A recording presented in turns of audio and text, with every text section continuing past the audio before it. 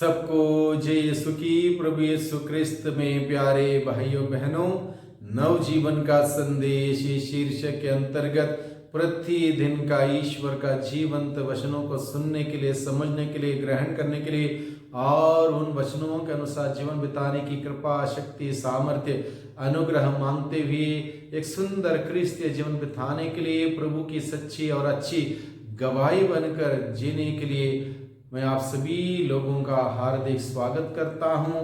आज अक्टूबर की 26 तारीख है, शनिवार का दिन है और आज के दिन का मुख्य संदेश है वो ईश्वर जो हम सबों से बेहद प्यार करता है, वो हम सबों को बचाने के लिए इस धरती पर आया।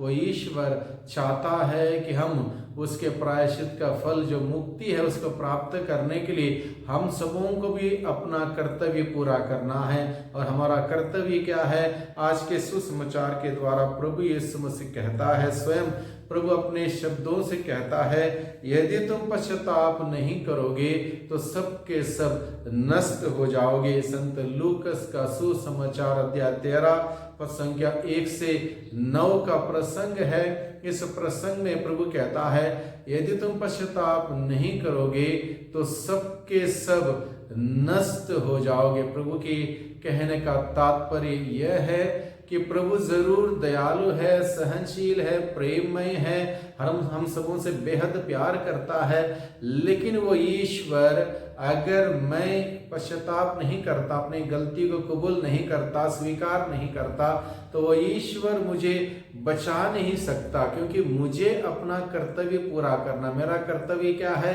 मेरे पापों को स्वीकार करना, पापों के लिए पश्चाताप करना, सच्चे पश्चाताप के साथ उस प्रभु के पास लौट के आना। इसलिए प्रभु ने कहा, यदि तुम पश्चाताप नहीं करोगे तो सब के सब नष्ट हो जाओगे। यानी कि पाप हमें हमेशा के लिए ईश्वर से अलग कर सकता है, पाप हमें स्वर्ग से दूर रह सकता है, पाप हमें नरक भेज सकता है, क्योंकि पाप रहते हुए हम स्वर्ग के उस दरबार में अनंत जीवन के सुख भोगने के लिए प्रवेश नहीं कर पाएंगे। उस स्वर्ग में किसी भी प्रकार की अपवित्रता के साथ कोई प्रवेश नहीं कर सकता। इसलिए प्रभु ने इस बात को लेकर जोर दिया है, यदि मैं पश्चाताप नहीं करता हूं तो मैं स्वर्ग नहीं पहुंच सकता। स्वर्ग नहीं पहुंचने का तात्पर्य यह है, जो जगह यीशु मसीह ने मेरे लिए स्वर्ग में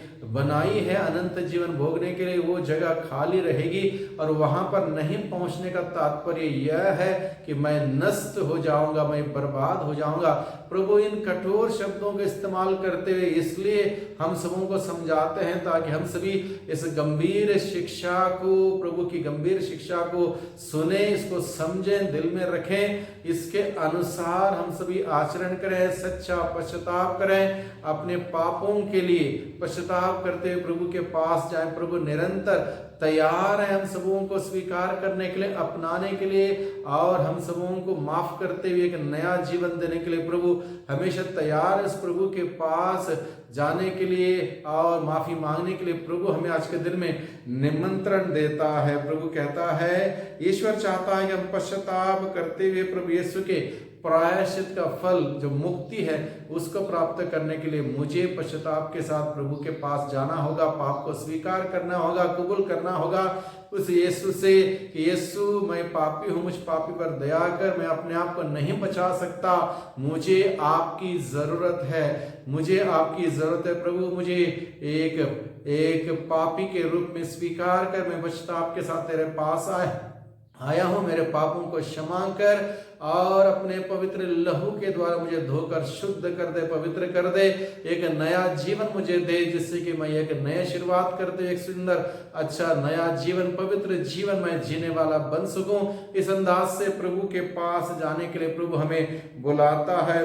तब हमें प्रभु की साक्षी बन सकते हैं, प्रभु की गवाही बन सकते हैं, प्रभु के साथ जुड़े हुए रहते हुए प्रभु की जीवन जीते हुए प्रभु की साक्षी गवाही बन सकते हैं। इसलिए प्रभु हम सबों के सामने अंजीर के पेड़ के भांति हमें सुधरने के लिए और पश्चाताप करते हुए सुंदर जीवन जीने के लिए हमें बुलाता। अंजीर का पेड़ का उदाहरण, अंजीर के पेड़ के पास प्रभु फल देखने के लिए गए 3 साल तक लगातार, लेकिन तीनों साल में एक भी फल नहीं मिला। जब 3 साल तक एक भी फल नहीं मिला, प्रभु ने कहा इसको काट दो, ये क्यों इस धरती पर एक बोझ बना हुआ है। तब माली क्या कहता है? माली कहता है, मालिक ये बात सही है कि इसमें फल नहीं मिल रहे हैं, लगातार फल नहीं मिल रहे हैं, केवल पेड़ है, हरा भरा जरूर है, लेकिन कोई फल नहीं है।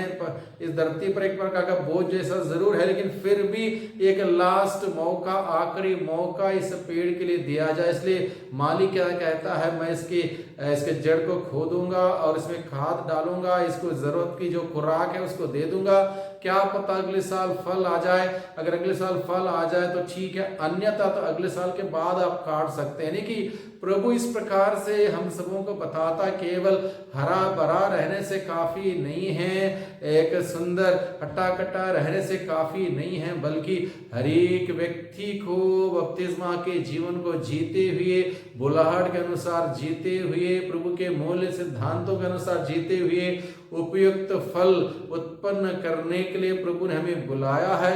इसलिए हर दिन हमें मेहनत करना, परिश्रम करना और उचित फल बना रहने वाला फल उत्पन्न करने के लिए हमें हर दिन मेहनत करना, परिश्रम करना। इसलिए प्रभु हमें मौका देता है, जिस प्रकार से अंजीर के पेड़ को मौका दिया, एक और मौका। 3 साल तक कुछ भी नहीं हुआ, कोई बात नहीं, चौथा साल का और एक मौका। इस प्रकार से प्रभु निरंतर हम सबों के लिए मौके के बाद मौके देते हैं, समय के बाद समय देते हैं, अलग अलग प्रकार की एक अवसर प्रदान करते हैं ताकि हम और बेहतरीन करें और अच्छा जीवन बिताएं और पवित्र बने और नजदीक आए प्रभु के, और इस प्रकार से प्रभु की साक्षी बने। उसके बावजूद अगर हम किसी भी प्रकार से मेहनत परिश्रम नहीं करते, तब निश्चित रूप से अंजीर के पेड़ के उदाहरण के द्वारा जो प्रभु ने बातें कही, इसको काट डालो, यही होगा। इसलिए हम इस बात को समझें कि प्रभु की दया हम पर कितनी बनी हुई है, प्रभु हम सबों पर कितना मेहरबान बना हुआ है, हम सबों पर तरस खाता है, मौका देता है, समय देता है कि हम सभी पश्चाताप के साथ प्रभु के पास लौटें, एक सुंदर जीवन की शुरुआत करें, सच्चा एक अच्छा जीवन बिताएं। इसलिए प्रभु हमें बुलाता है, जो हमें समय मिला है, समय दिया गया है, इस समय का हम सही इस्तेमाल करें, सदुपयोग करें, जीवन में परिवर्तन लाएं और नयापन लाएं। प्रभु यही चाहता है। इसलिए भाइयों बहनों, इस बात को हम समझें कि ये समय उचित समय है, परिवर्तन लाने का समय है, नयापन लाने का समय है, प्रभु के मूल्य सिद्धांतों के अनुसार जीने का समय है। इसलिए हम लोग इसके अनुसार जीते हुए प्रभु की सच्ची गवाही साक्षी बने। प्रभु कहता है, हम फलदार पेड़ के भांति हमेशा, हर वक्त, हर समय सदा बना रहने वाला फल उत्पन्न करने वाले बन सके। इसलिए प्रभु से हम प्रार्थना करें, वही प्रभु हम सबों पर अपने आशीष, अपने अनुग्रह, अपनी बरकत, अपने आशीषें बरसाएं। सबको धन्यवाद।